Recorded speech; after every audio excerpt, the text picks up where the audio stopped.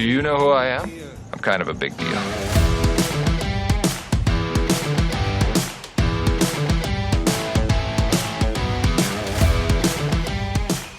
Hello and welcome inside another edition. It is the Bmore Baseball Podcast. I'm Jerry Coleman. He's the 14-year MLB veteran, the Orioles Hall of Famer. It's Mike Bordick, and we're producing brand new content every day. Bordy, as you know, you got it bookmarked on your phone at Bmore Sports Pod, whether it be on X, Instagram, Facebook, or YouTube. And when you subscribe to our YouTube page and show us evidence, you qualify for that $50 gift card from Lido Pizza. I'm running out, folks, so subscribe and show us the evidence at Bmore Sports Pod.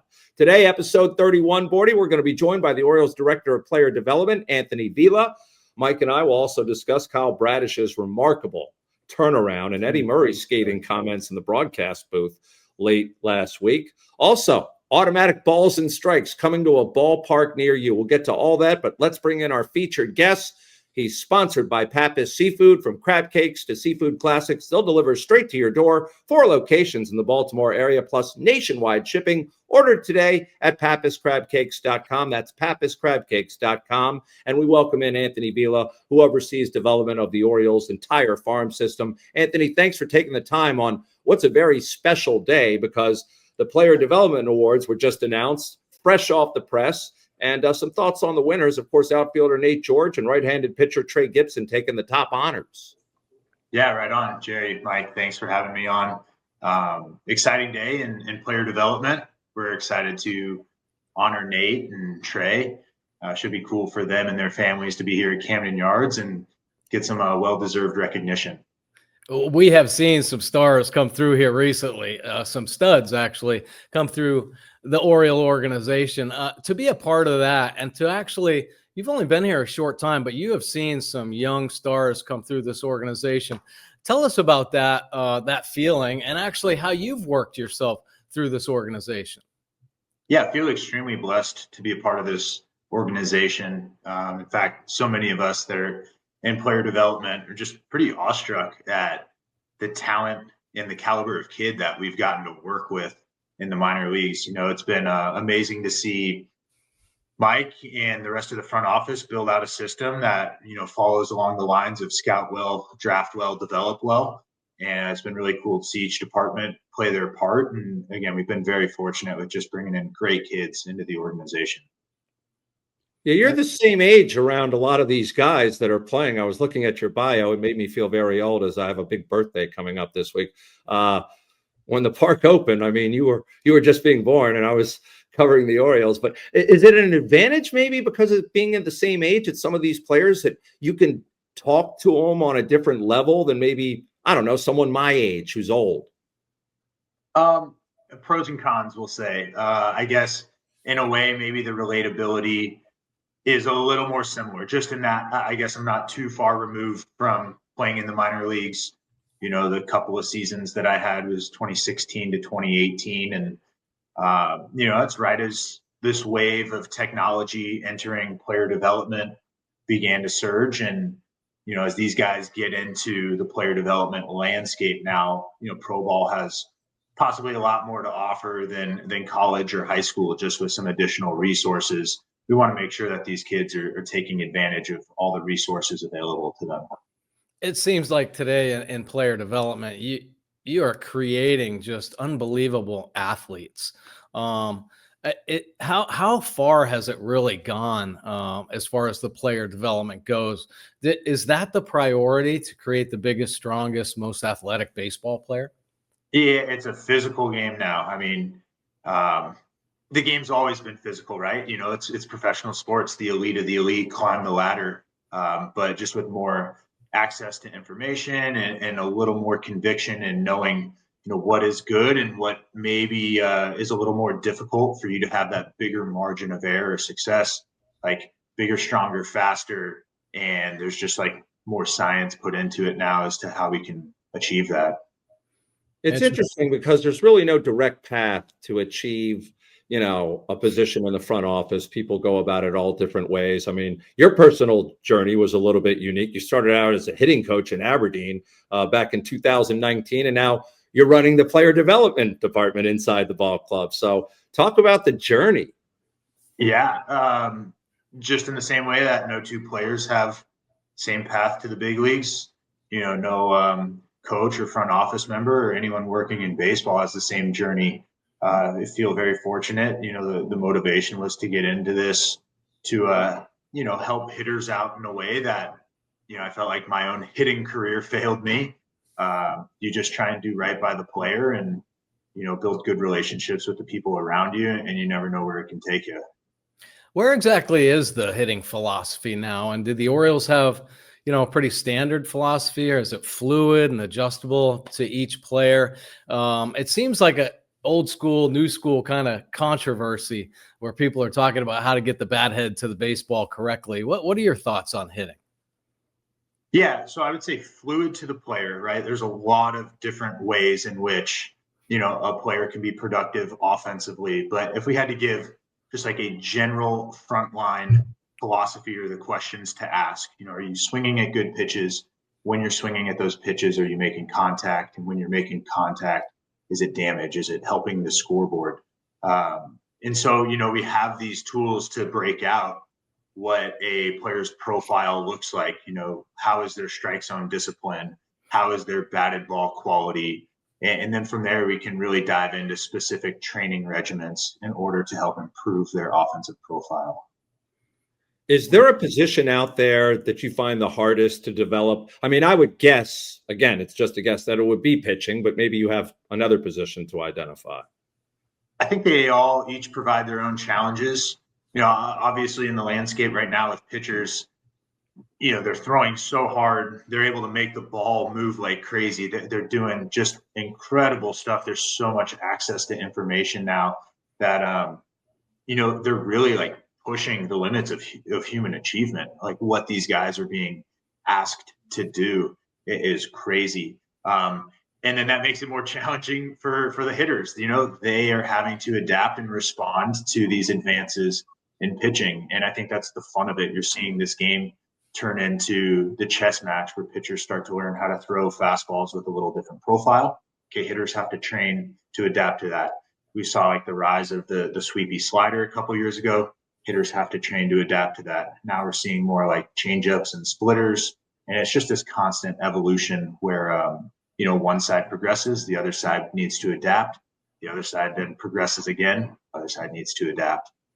More of the Bmore Baseball podcast coming right up. At Pappas Restaurants, we've been serving up Maryland's best crab cakes for over 5 decades, and now we make it easier than ever to get your favorites. With 4 restaurants and sports bar locations across Harford County, Baltimore County, and Anne Arundel County, you can stop in for fresh seafood, ice-cold drinks, and wall-to-wall TVs. But if you can't make it in, don't worry. We'll bring Pappas to you. Our new state-of-the-art shipping and commissary location on Bel Air Road in Nottingham means you can pick up fresh-made meals or have our famous crab cakes and seafood shipped anywhere in the country. Dine in, pick up, or ship nationwide. However you Pappas, we've got you covered. Order now at pappascrabcakes.com. Shop Maryland's largest adult use and medical cannabis menu located at 1114 Cathedral Street in Baltimore, with medical delivery available throughout Maryland 7 days a week, only at Relief Shop. I'm retired now, but I was an Orioles home run. Grand slam, actually. Took a sweet ride right into the flag court, and it was awesome. Could be awesome for you too. If you play Home Run Riches from the Maryland Lottery, you could win instantly or be a contestant of the game and win $500 for being selected, $500 for every Orioles home run, and $5,000 for every Grand Slam. Sounds like a ball if you ask me. Enter all season at mdlottery.com. With this incredible amount of technology now and the ability to actually build these incredible athletes, injuries have skyrocketed, though, in the game. How does player development address that? And is that a concern in the Orioles organization, minor leagues, but in baseball in general?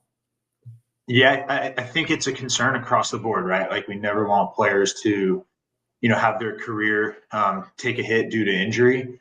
I will say, like, again, bigger, faster, stronger. Okay, players are just pushing the human body to its potential limits, its extremes. The way that you've got to take some risks in order to get into that upper echelon of elite players with the physicality, it could come at some heightened risk for injury. And, in player development, we're certainly looking into how we can mitigate these risks while also still, taking on those challenges of becoming more physical, making sure that we're monitoring workload for the players and just being smart about how they're going about their daily work.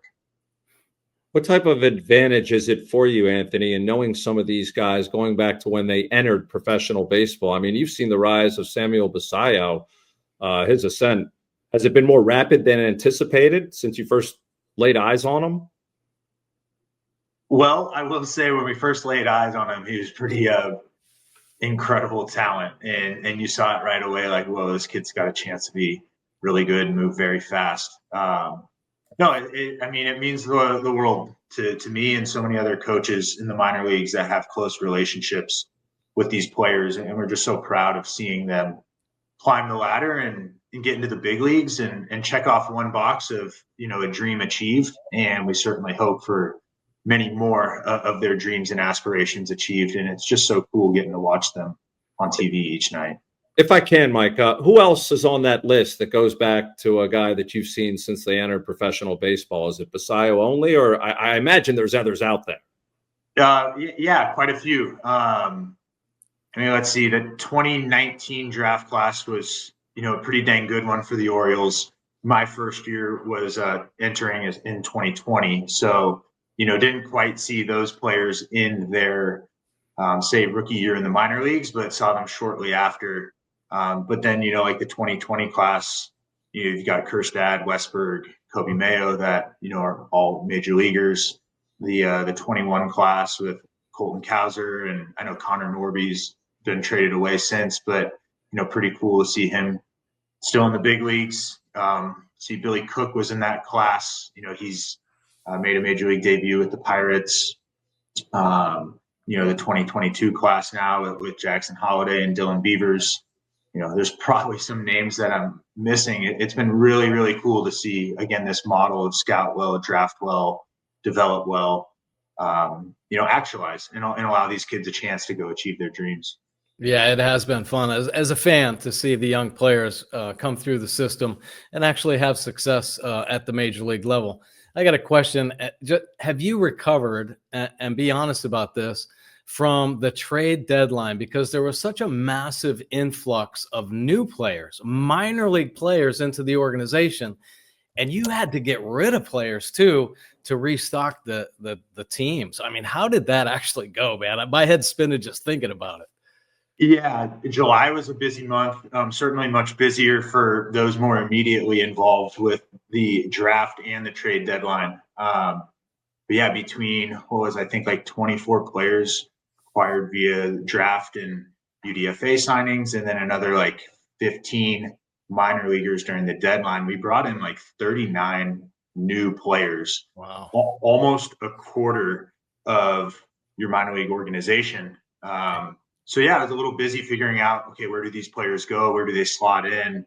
There is the unfortunate side of the game where you do have to make some releases in order to fit them on your roster. And, you never want to see that happen. But I will say, just in the competitive landscape, a bit of that refresh, it is healthy and keeps you competitive. And we are excited about some of the new talent that we acquired.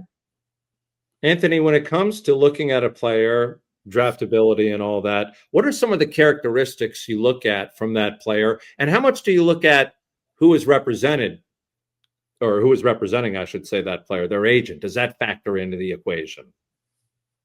As far as the agent question goes, I'm not too sure personally. I'm sure someone that's much more involved in the actual mechanics of scouting and the draft could speak on that. But when we acquire the player from the draft class and they enter into player development, man, we're enamored with the tools and the talent that they have. Certainly we are wanting to learn more about the kid and really value their makeup, their character traits. And, again, we've been very lucky to bring in high quality kids that are just like really good people. And it does matter.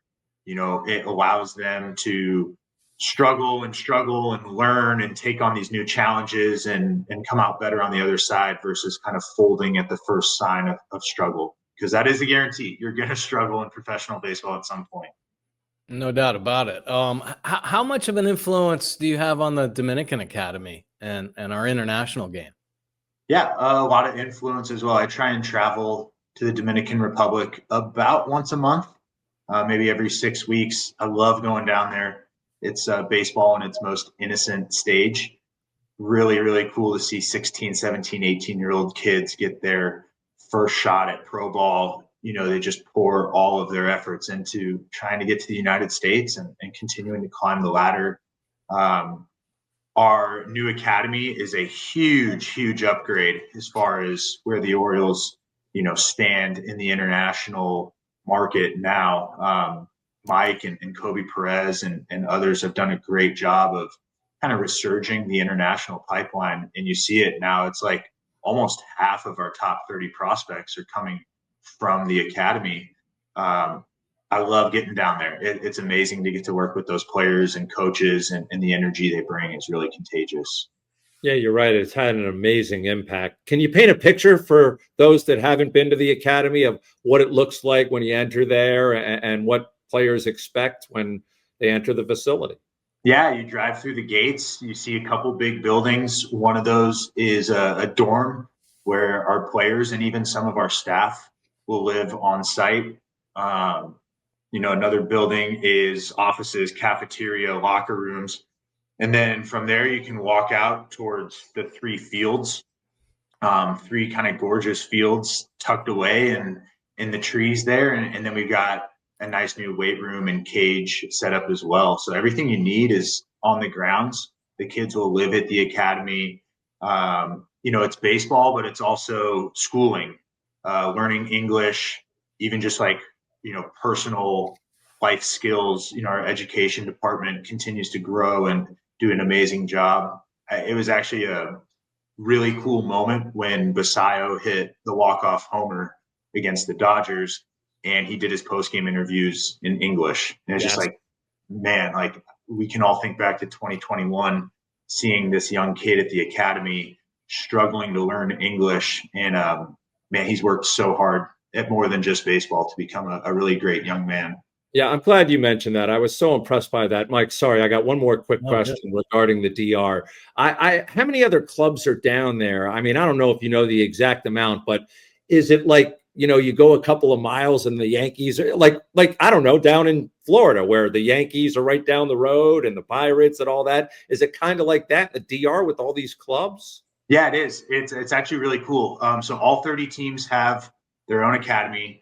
Some teams, including the Orioles, will have 2 teams run out of the academy.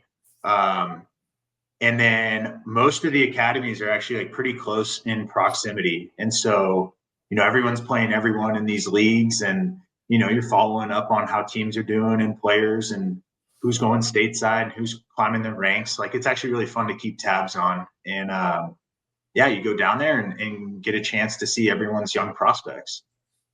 It's awesome, man. I'm so excited as a player that the Orioles are finally getting into that international market scene. Great to hear about the Dominican. My final question is kind of twofold. When the Orioles send injured players down to the minor leagues, i.e. a guy like Trevor Rogers, who is now going to become, a potential Cy Young Award candidate for sure. Just an unbelievable year, most valuable Oriole, things like that. How much communication do you have with the big league staff about what happens to these players when they go down to the minor leagues? Yeah, quite a bit. And I would say that that's something that the Orioles have done a nice job of, is making sure that there's outreach from the major league staff to the minor league staff, and, that messaging stays consistent. I think we've been pretty fortunate, like on the pitching side. Mitch Plasmeyer, who is the assistant pitching coach, like he's got roots in the minor leagues. Like he was our pitching coordinator. And then you bring in, Drew French as a pitching coach who, he's grown up through the minor leagues as well. Maybe not explicitly with the Orioles, but, he knows the landscape of minor league baseball and how important it is. And so those 2 guys, along with Ryan Klemick, like they treat our minor league staff great, and they do a really nice job of communicating with them. And then, offensively, like Cody Ashe was a hitting coordinator in our minor leagues. Sherman Johnson was a hitting coordinator in our minor leagues. Tommy Joseph, minor league coach with the Mets and the Giants, like, our coaching staff, like, they understand what the minor leagues is about, how important it is as we try and raise these kids. So when guys go down on rehab assignment, they do a nice job of continuing that line of communication. Anthony, final thing for you. We're headed into the offseason very soon. What are some of the priorities for you and the ball club? Yeah, making sure that our players feel pretty good about going home and continuing their development plans, just prepping for the next year. It never stops for them. We'll have some additional hiring to do and just like continue to move coaches into spots where they're best utilized and can leverage themselves in helping these players develop.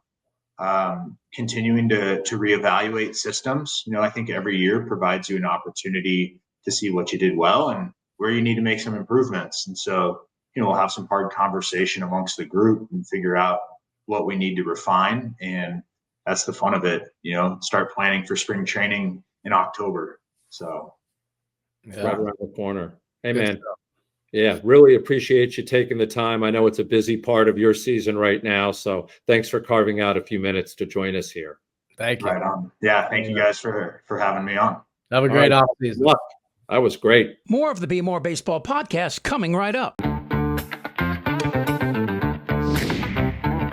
It's saving season at Lido Pizza. 99-cent refreshing iced teas for spring and summer. Or $6 calzones every Tuesday. There are tons of new deals and rewards for everyone. Exclusively at LidoPizza.com or on the Lido Pizza app. Lido Pizza, a local legend since 1955. Proud partner of the Baltimore Orioles.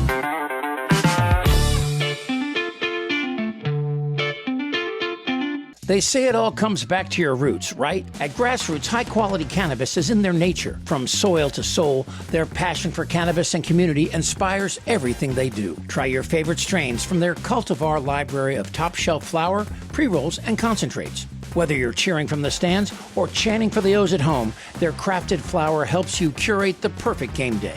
Ask for Grassroots Cannabis at your favorite dispensary in Maryland. Everyone knows Greenmount Station in Hampstead, but did you know that at Greenmount Station you can bet 7 days a week just like you're at the track? With in-person teller windows and state-of-the-art touchscreen kiosks. And with Greenmount Station's brand new Bet Park Sportsbook, you can bet on all other sports as well, wherever you are in Maryland. Spreads, money lines, live bets, props, parlays, and teasers. The Bet Parks Maryland mobile app is now live for Apple and Android devices, so you'll never miss your next big score. Just search for Bet Parks MD in the Apple App Store or on Google Play. 21 and over only. Please play responsibly. For help, call 1-800-GAMBLER. Effective Solutions, your one-stop shop for commercial contracting. Everything from excavation and site development to emergency remediation and restoration. Effective Solutions specializes in many forms of commercial and mixed-use construction. With a dedicated staff and a commitment to quality, Effective Solutions delivers every time. Yeah. Very informative. Anthony Vila, the Director of Player Development for the Orioles. All right, we move on. It's For the Birds. It's sponsored by the Maryland Lottery, as always. Playing the Maryland Lottery responsibly means knowing what's true and what's not about your favorite games. Learn the facts and the myths by going to mdlottery.com. That's mdlottery.com. And as always, please play responsibly. All right, Bordy, since we last recorded, Eddie Murray was on Masson, and he was wondering aloud. He had Jim Palmer and Ben McDonald in the booth. Why has the pregame routine changed so much? He said this was last Sunday. Went out to see if the guys were taking infield or batting practice. There was no one on the field. He was befuddled. He thought it was an everyday thing. What do you make of his interpretation and reaction? Yeah, I love Eddie, man. I love all the old school Orioles for sure. But I think we're a little out of touch with how these guys work.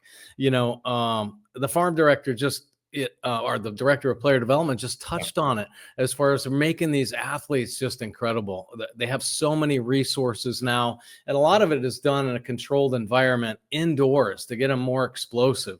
Why wouldn't you want to take swings right in a controlled environment where you're not going out there in the humidity and wear yourself out? Now, there's sides to both arguments, I think, and I think Eddie makes a good point. Athletically, these guys are head and shoulders above the old school group of athletes. But situation baseball wise is where sometimes we scratch our head. Do these guys know where to throw the ball? Do they understand the scoreboard? And the game has changed a little bit to where I don't know that the game is actually played by the scoreboard like it used to be. So situational parts in ball games have changed dramatically. And I don't know if the emphasis is actually put on that as much as it used to be back in the day. I mean, these guys are trying to catch up to 95 to 98 mile an hour fastballs every night. So they got to work on the quickness with their bat speed. It's changed a lot. And I know Eddie means well by his comments, say they're not out on the field working. We as fans would love to see that so we could say, yeah, look at them go. They're doing their work. Trust me right now, when I've been down to spring training a couple years ago. I was down there, and to see what these guys do is pretty amazing. And it is cutting edge athletic movement, teaching these guys how to move their body in space is pretty fun to see.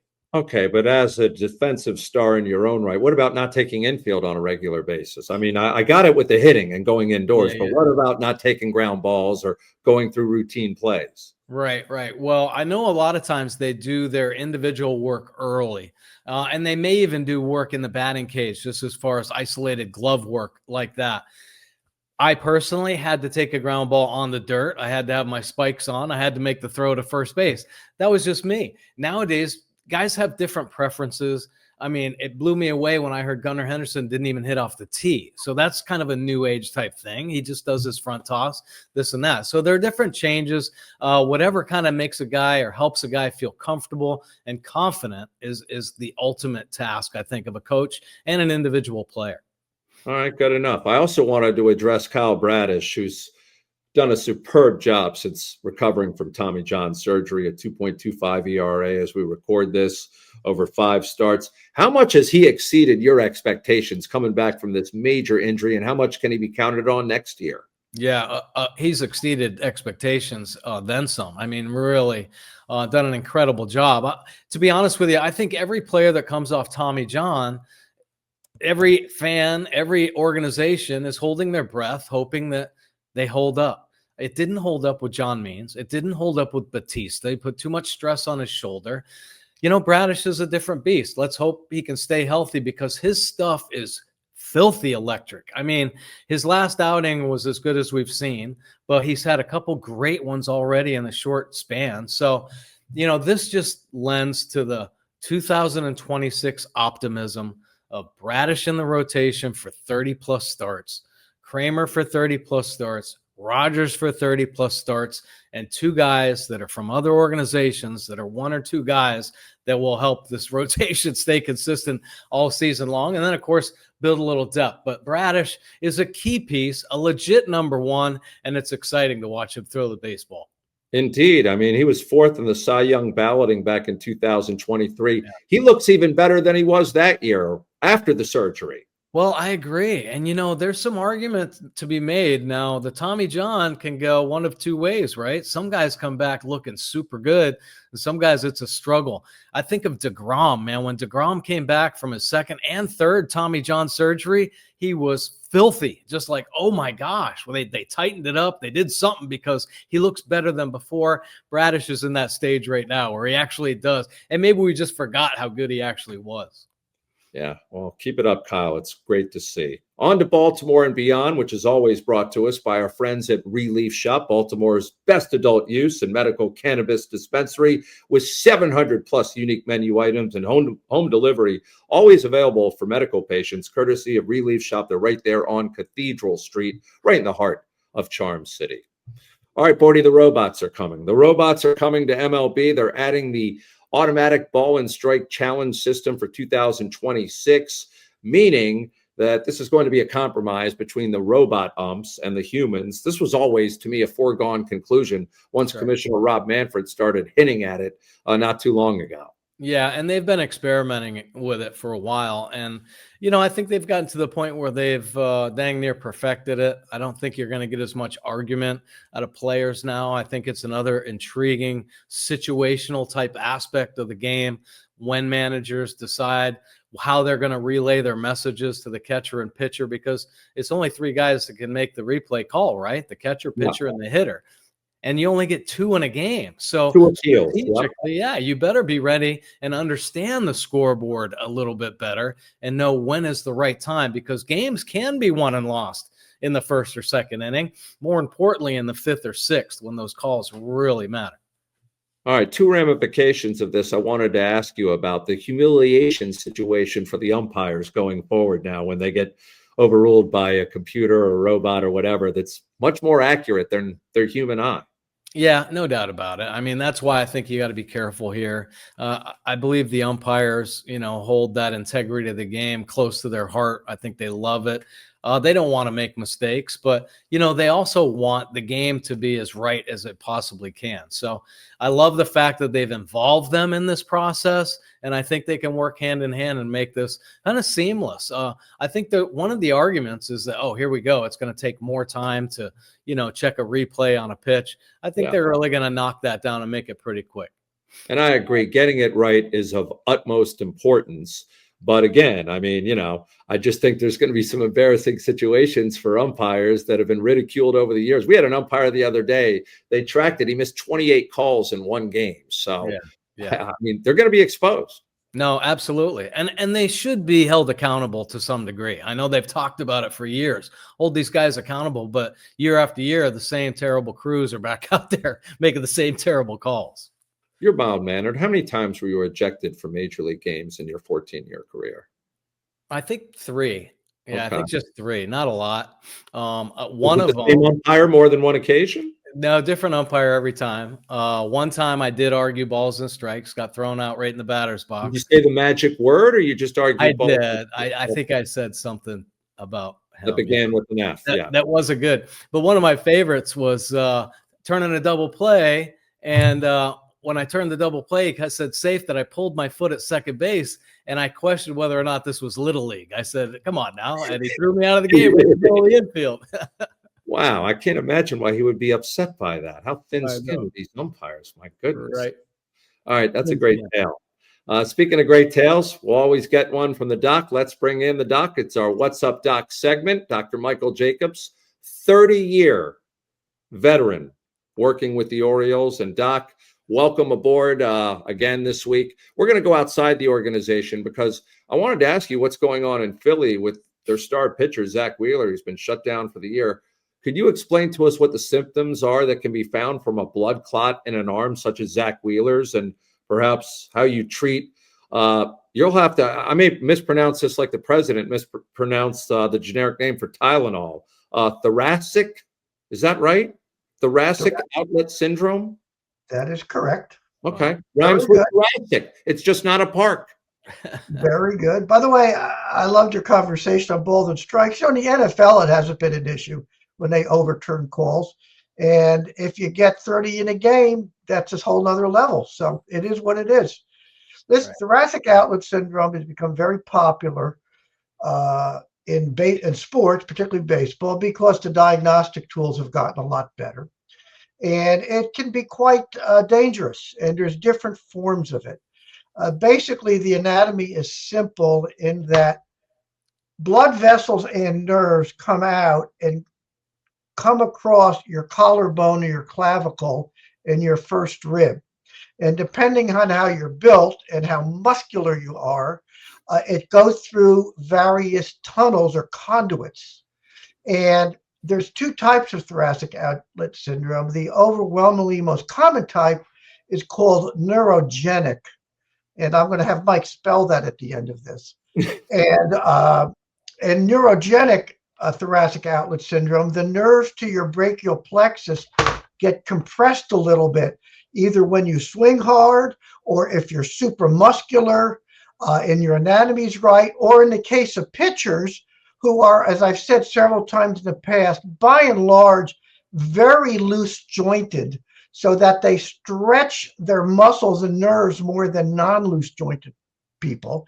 It compresses the nerve, and that makes the nerve angry.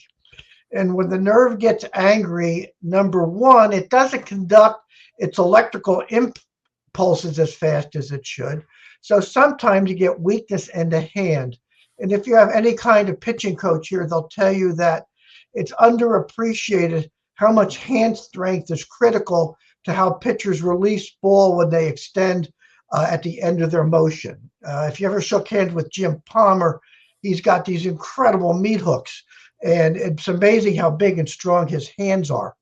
And when that happens, your hand can get weak, or you can just get achiness in your arm, or your muscles can actually atrophy. But it's more the achiness from a little bit of that can cause pitchers to feel like they're not quite right, but it's not obvious why. And that becomes one set of problems. That's 90% of these. What you also see is what we call vascular issues, where the veins or the arteries can get compressed, which becomes a little more dangerous in a way. And again, this is much more common in people who, again, are pitchers or people who have super bodybuilder kind bodies. And if you compress the vein, what's called the subclavian vein, what typically happens is the blood cannot get out of your arm effectively. So your hand and forearm will tend to swell. And if it's more advanced, it sometimes can become a little bluish. And when that happens, the blood can linger there and clot, and you can get what's called a clot in the arm, which apparently is what Wheeler had.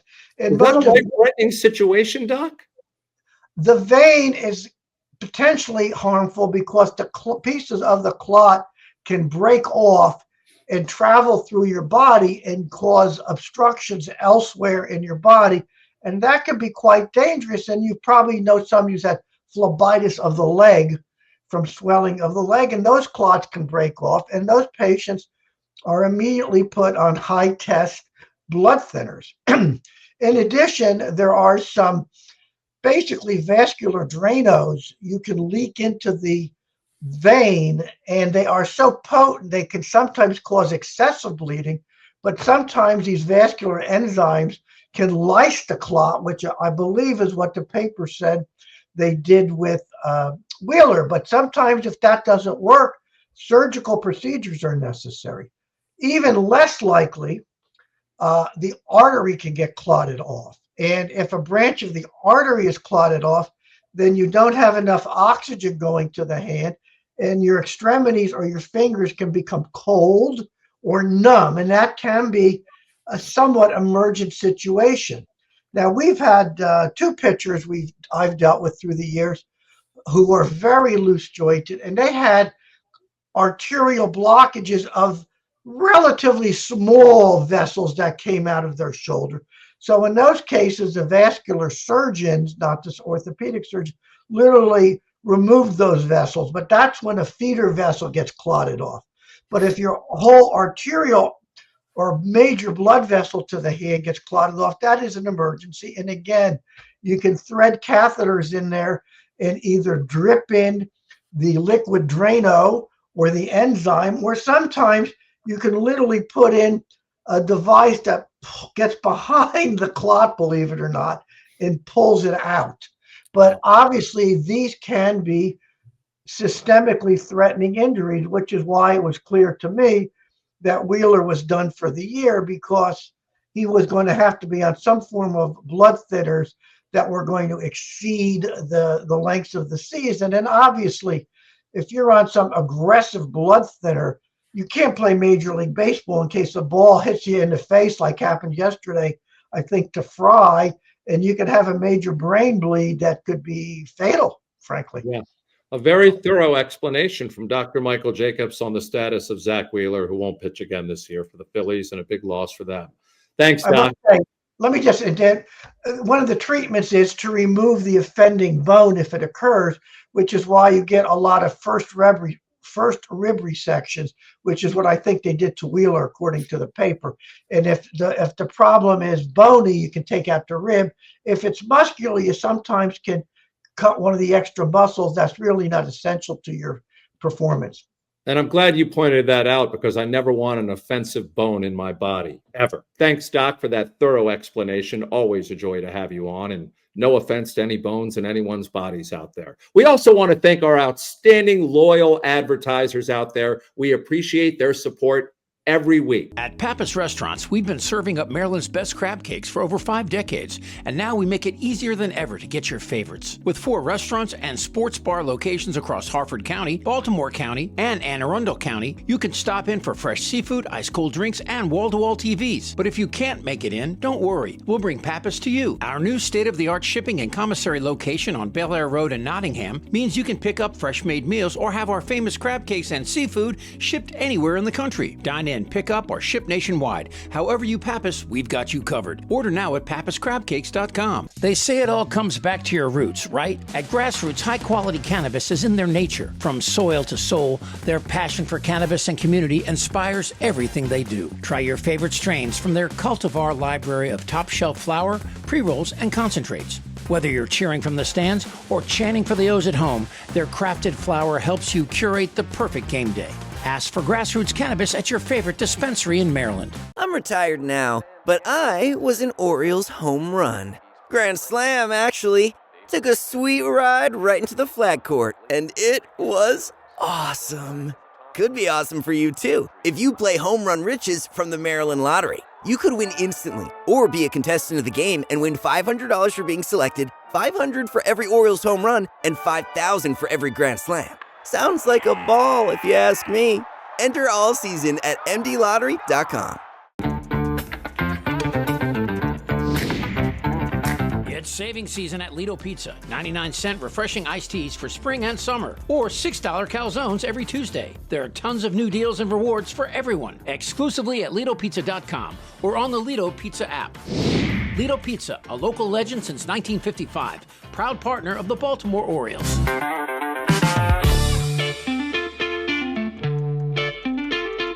Everyone knows Greenmount Station in Hampstead, but did you know that at Greenmount Station you can bet 7 days a week just like you're at the track? With in-person teller windows and state-of-the-art touchscreen kiosks. And with Greenmount Station's brand new Bet Park Sportsbook, you can bet on all other sports as well, wherever you are in Maryland. Spreads, money lines, live bets, props, parlays, and teasers. The Bet Parks Maryland mobile app is now live for Apple and Android devices, so you'll never miss your next big score. Just search for Bet Parks MD in the Apple App Store or on Google Play. 21 and over only. Please play responsibly. For help, call 1-800-GAMBLER.